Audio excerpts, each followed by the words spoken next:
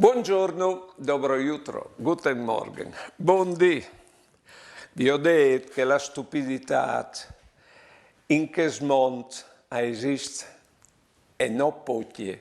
All'iere Einstein che si era lagnato col pari eterno perché aveva mettuto un confine all'intelligenza umana e nessun confine alla stupidità umana. Ogni modo, c'è molto fa a difendersi dai stupidi. Allora, prima di tutto, bisogna calcolare che talvolta sono sempre più stupidi di ciò che si pensa.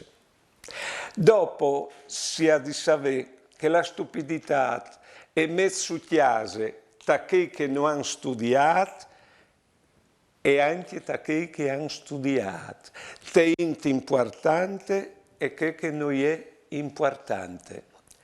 E che il stupido alle buone di fatti una male grazie, senza un costrutto per sé, un vantaggio per sé, di modo che non tu puoi, prendi tutto, provio della male grazie e neanche capirlo non tu puoi.